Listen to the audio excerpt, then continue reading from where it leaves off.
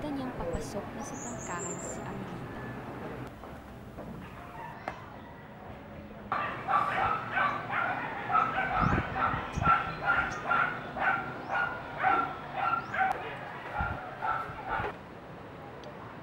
Ano po? Nasaan to ba si Tay? Ewan ko, hindi ko alam. Bakit? Anong akala mo sa akin? Dora the Explorer? Talagang pinakagaga sa lahat ng anak kong isang nagtuturo dyan sa anak mong yan. Paano ba naman? Gusto niya daw ang kanyang pagtuturo.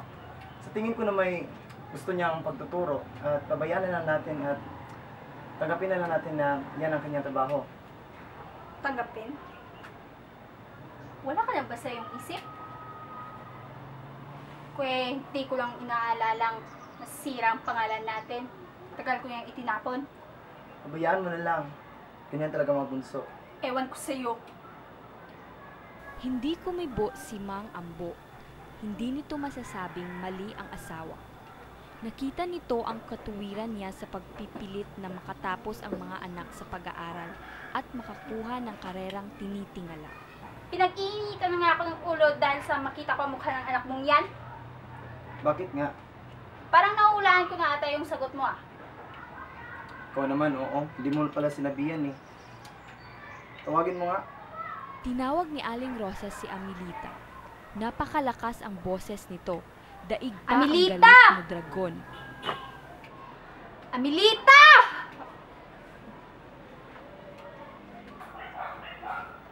Nandyan ka na pala, Tay.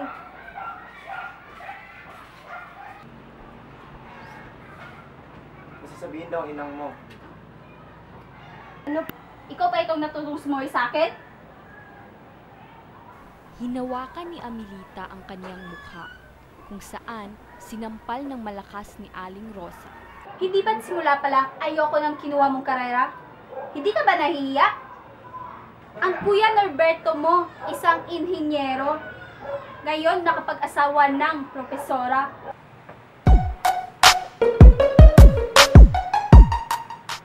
Ang di kongose mo, abogado. Ngayon, nakapag-asawa ng abogada.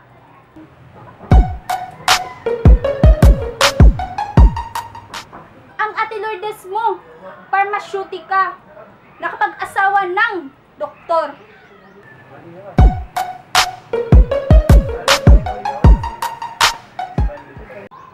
Ang Detsen Felisa mo, isa ng doktora. Ayun, nagbadali. Nakapag-asawa pa ng doktor.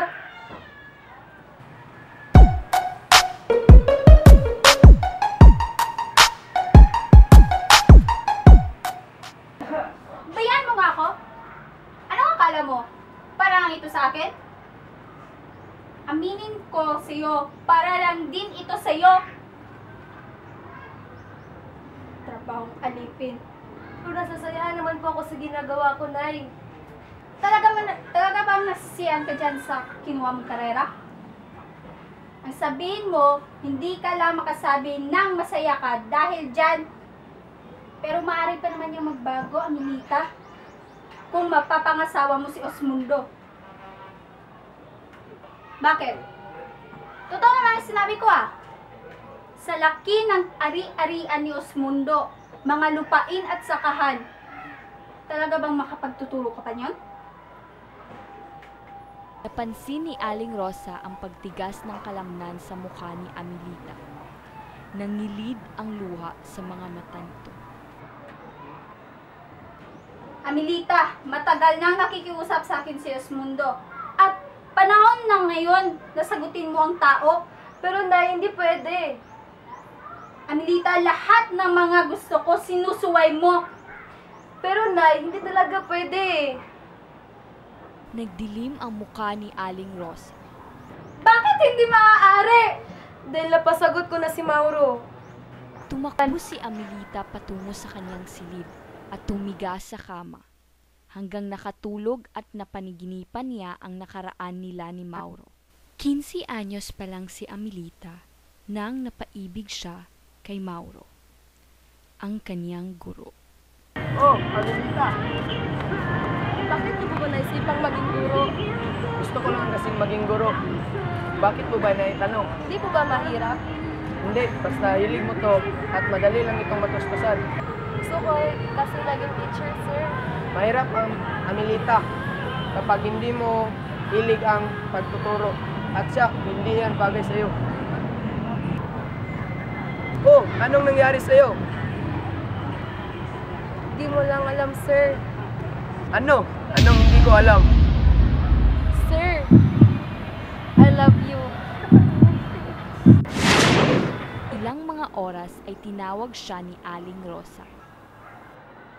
Amelita! Amelita! Nandito na si Osmundo. Magayos ka na.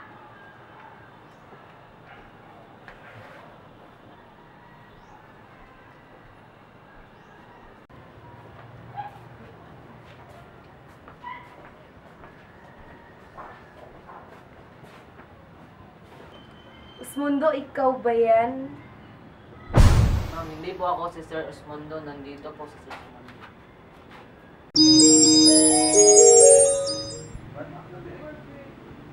Oo, Amelita. Ako si Osmundo.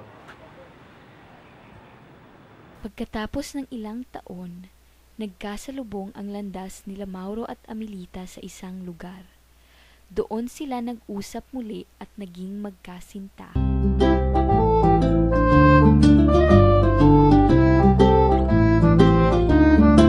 Pangin ka pa kasi nahuhulog na ako sa'yo naman kasi unggoy ka pa kasi sumasabit ka sa puso ko naman kasi pustiso ka pa kasi you know I can't smile without you. Pagod na ako, maghapon ka na kasing tumatakbo sa isipan ko. Kasi naman kasi mahal kita. Bagay tayong dalawa, pa-picture na para mapadevelop kita. Hindi tayo tao, hindi rin tayo hayop. Bagay tayo, bagay talaga. It might seem crazy what I'm about to say. Sunshine, she's here, you can take a break. I'm a hot air balloon that could go to space. With the air, like I don't care, baby, by the way. Because I'm happy. Clap along if you feel like a room without a roof. Because I'm happy. Clap along if you feel like happiness is the truth. Because I'm happy. Clap along if you know what happiness is to you. Because I'm happy. Clap along if you feel like that's what you want to do. Here come bad news, talking this and that. Well, give me all you got and don't hold it back. Well, I should probably warn you, I'll be just fine. No offense to you, don't waste your time.